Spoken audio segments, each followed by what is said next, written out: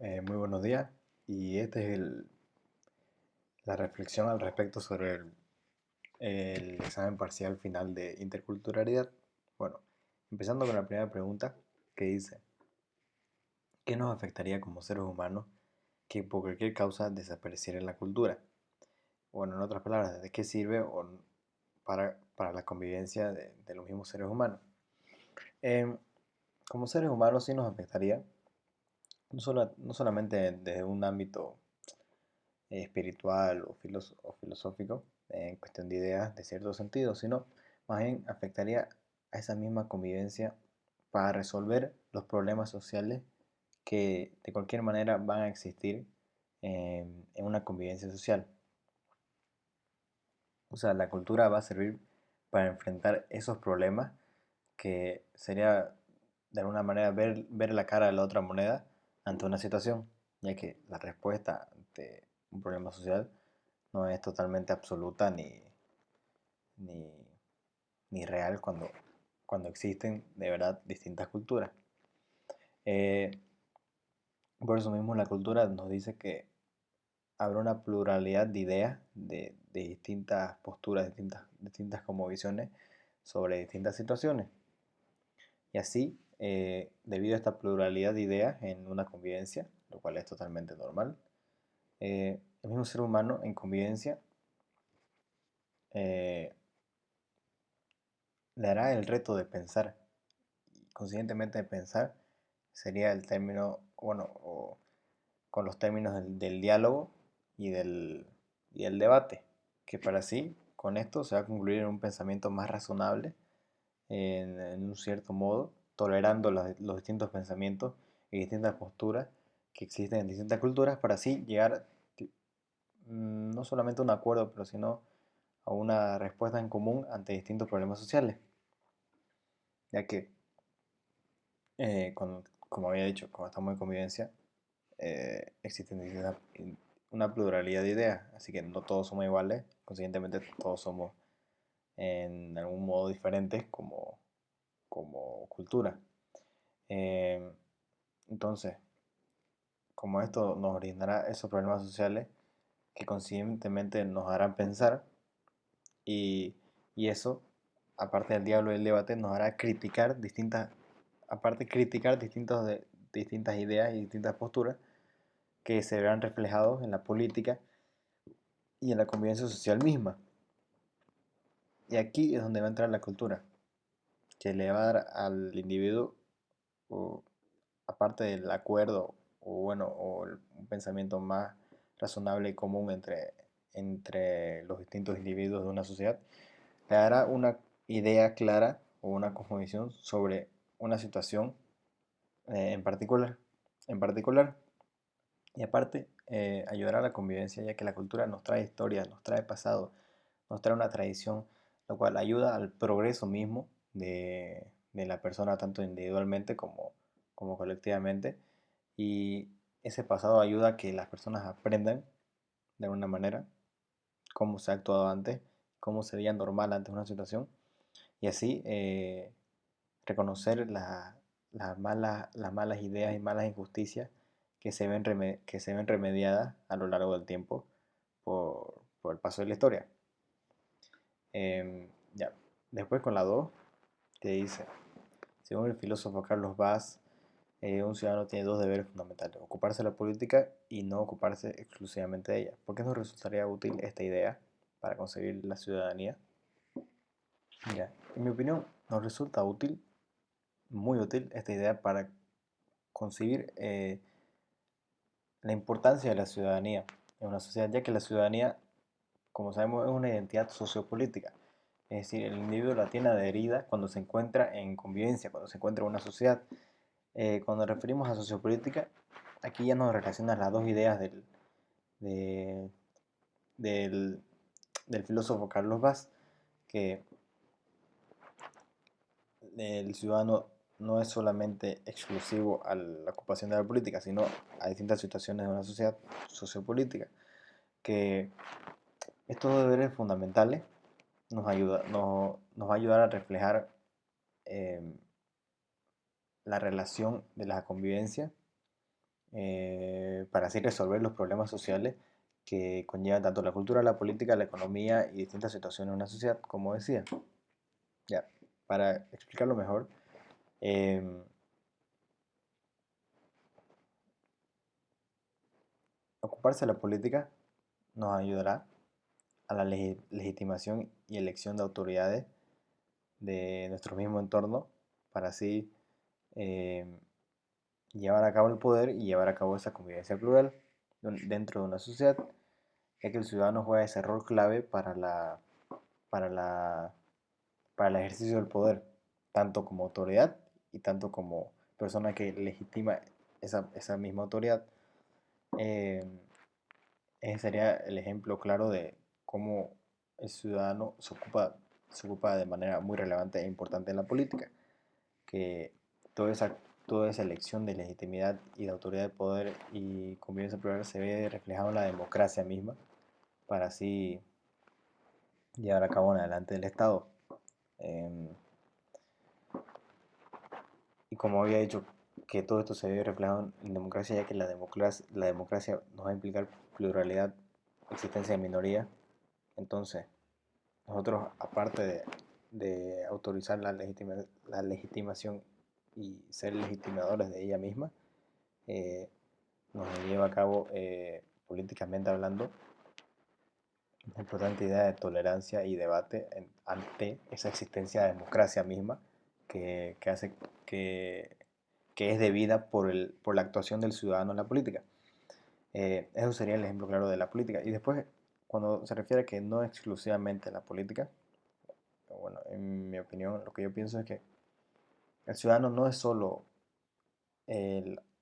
es solo la autoridad o el legitimador de esa misma autoridad, sino que a través del desarrollo de otras actividades, tanto económicas, culturales, científicas, em, de, de identidad de género y, y distintas situaciones sociales que existen dentro de una convivencia, eh, enfocarse en ello también va a ir ligado al buen rendimiento de la política, ya que la política, como su objetivo o su idea principal va a ser resolver esos problemas sociales de alguna manera o llevarlos a cabo en adelante. Entonces, estas mismas actividades, de igual manera, a través de la tolerancia, del, del, de estar abierto a otras ideas y escucharlas y comprenderlas, y el debate por esas mismas ideas, ayudarán al progreso mismo de la sociedad. Es decir, aquí la idea importante va a ser el progreso de la convivencia, ya que el humano, de alguna manera, obligatoriamente necesita del otro para, para, para satisfacer sus necesidades. Entonces, aquí yéndome un poco al ilusionismo, temas anteriores, y esos valores que debemos llevar a cabo, esos valores compartidos, eh, en cuanto a la humanidad y la sabiduría, ayudará a que el mundo esté en un progreso dicho y hecho, que, así que eso no se podría realizar si el humano solo se enfocara en la política, sino tiene que haber un progreso en distintas áreas de la sociedad. Ya, en la 3 ya habla sobre, este, tomando en cuenta las dos concepciones del, del feminismo, eh, la liberal y la crítica, ¿cuáles serían las principales coincidencias y diferencias? Ya, bueno, principalmente lo que hay que dejar en claro es que la principal coincidencia entre estas dos posturas, lo más relevante, es que estas dos concepciones coinciden en que hay una denuncia de distintas situaciones de injusticias que afectan a la mujer. Es decir, las dos concepciones reconocen que existe un problema y que eso se lo debe resolver. Ya, ahora con estas concepciones lo resuelven de alguna manera o de otra manera y de las formas en que lo resolvemos. La diferencia sería, que el feminismo crítico, que sea un poco más ligado a una idea socialista, a diferencia del feminismo liberal, que busca otras respuestas, que la diré después. El feminismo crítico busca, como quienes son críticos, que esta sociedad primero se estructuró con privilegio a la masculinidad, es decir, mejor dicho, masculinidad, que de acuerdo a esto y a la existencia de injusticia, las soluciones pueden ser de redistribución o de reconocimiento. Se puede, se puede entender de alguna manera en esta concepción que el problema solo era económico, económico-político. ¿Y cómo lo íbamos a resolver? A través de la redistribución, eliminar la diferencia. Y listo. Pero se ve claramente que si vemos de otra manera que eso no va a resolver el problema, sino puede ser un problema más cultural, la solución a esto sería buscar reconocer la diferencia, es decir, valorizar a la mujer que, en su reconocimiento como el hecho de ser mujer. Y aquí el problema, y bueno, la diferencia a la otra concepción liberal es que el colectivismo se ve muy reflejado ante la resolución de conflictos, en este caso de la injusticia de la mujer, que el colectivismo va a tomar la rienda para la solución, como por ejemplo a través de la redistribución, eh, para así resolver las injusticias de las mismas mujeres. Y el feminismo liberal, por el otro lado, eh, primero a través de la historia, en principio buscó la igualdad en términos de derechos políticos y patrimoniales, que antes la mujer no podía votar, antes la mujer no podía disponer de bienes, tanto bienes inmuebles, valorizados en dinero, y en derecho ya como en cuestiones de instituciones matrimoniales, eh, y igualdad ante la ley misma, a diferencia del hombre. Eh, o sea, se buscaba, en este caso, no ser diferente, sino ser, en cambio, tener la igualdad de oportunidades y, y tener como que el mismo estatus de ser humano como lo tenía el hombre. Eh, pero también se entendía, claro, aquí hay una particularidad igual, que se entendía que con la siguiente ola del feminismo, que existía un estado o un sistema estructural que favorecía al hombre. Eso es una coincidencia con el feminismo crítico. Los entendían que de alguna manera había un sistema estructural que favorecía al hombre, así que en cambio la solución del feminismo liberal era que había que liberarse de alguna manera, había que destruirlo, había que liberarse de ese sistema, eh, y ahí sale el mismo término de la liberación. Siempre que se plantea esto es porque existe una opresión ante una persona en particular o personas en particular. Entonces la liberación tiene que ver con un Estado que va a permitir acabar con esa opresión de esa injusticia estructural. Eso. Entonces lo del género, en este caso del feminismo liberal, como la última ola en teoría, tiene que ver con un Estado que nos va a llevar a que exista un sistema de, de diferentes dimensiones que afectan a la mujer hoy en día.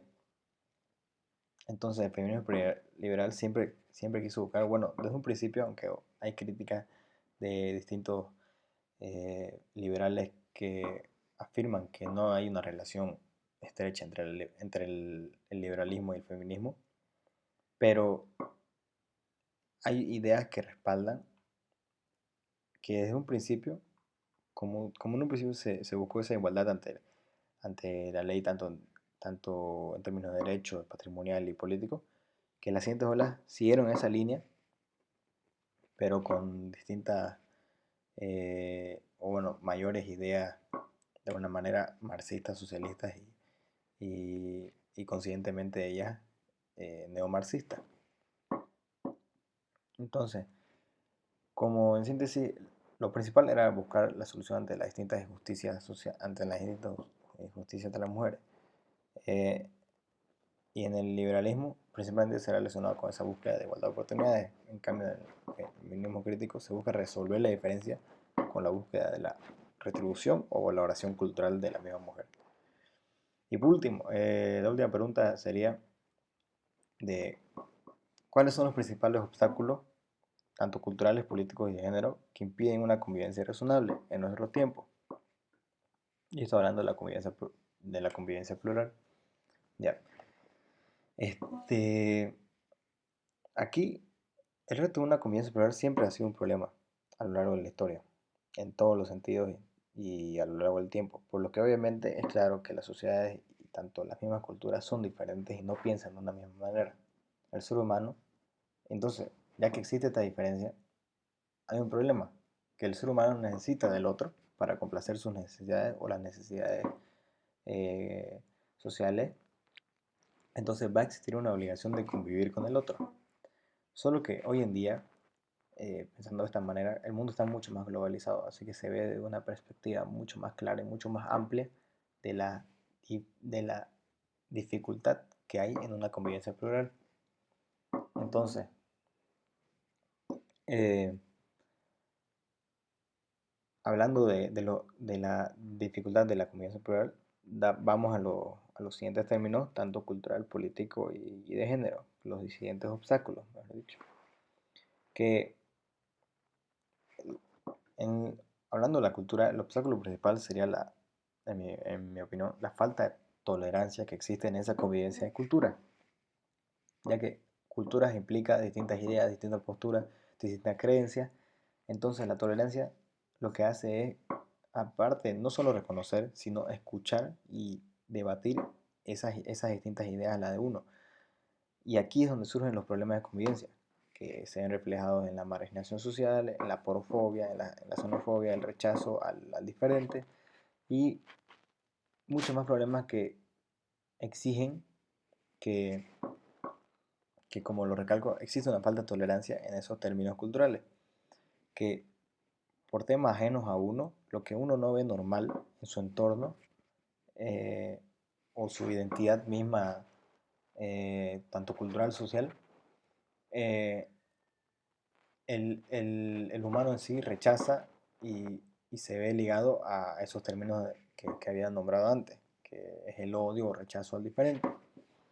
Entonces, yo creo que ese sería el principal obstáculo en términos culturales, falta de tolerancia. Después, en el tema político, eh, como sabemos claramente que mundialmente es un obstáculo eh, continuo y repentino, casi todo el tiempo, yo quiero hablar de una manera un poco más local o nacionalmente,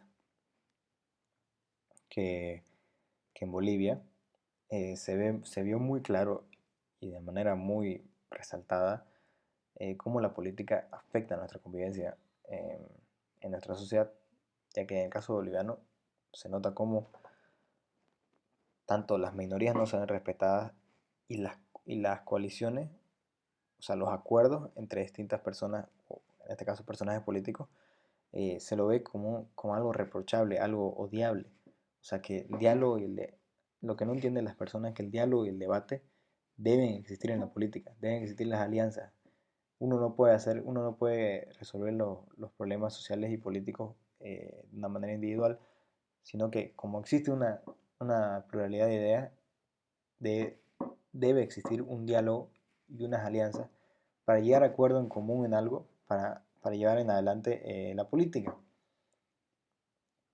Si, si no, más que todo, si las ideologías fueran diferentes o las posturas, en cambio, sean de diferente perspectiva, eh, estas coaliciones y estas alianzas se van a ver reflejadas para así solucionar ese problema, ya que, como sabemos, existe una convivencia plural, existen diferentes ideas. Entonces, aquí es donde entra, de igual manera, hablando de política, la democracia. Reconocimiento de minorías y reconocimiento de la pluralidad misma. Y la única solución, como sabemos, alianzas, coaliciones, diálogos, debates y acuerdos para así llevar un progreso en términos de convivencia política. Ese sería el principal obstáculo. En términos de género, que es algo, eh, como decirlo netamente, social en algún sentido, eh, mundialmente hablando, afecta tanto a unos en particular y a otros de otra manera. O sea, las personas con el rechazo a distintas identidades sexuales y en particular el tema de las injusticias de las mujeres eh, es muy claro y es muy evidente hoy en día, y eso es un obstáculo. Pero también hay otro obstáculo existente para esa convivencia, es la lo radical, bueno, el radicalismo que existe en algunos movimientos de género que afectan a esa solución de convivencia. Eh, que sus soluciones eh, eh, no solamente buscan el bien para ellas, sino afectan a distintas personas por el hecho de que, por el hecho de no buscar la igualdad, sino buscar el favoritismo o de alguna manera el radicalismo de no intentar cambiar, sino destruir distintos sistemas, distintas situaciones. Existe un problema, en este caso el radicalismo, que yo lo voy a llevar a cabo con el colectivismo, sino que es que no podemos acudir a la solución de los problemas de injusticia de tanto de género, en este caso de las mujeres, con el colectivismo, porque se demuestra que no se resuelve toda la injusticia, ya que existen individuos dentro de ese colectivo que piensan de distintas maneras. Entonces, este es el problema de la colectividad. Yo creo que este es el principal obstáculo en el género, la colectividad, eh, ya que no se toma en cuenta la existencia de distintas opiniones en esa misma sociedad. Y eso sería todo. Muchas gracias.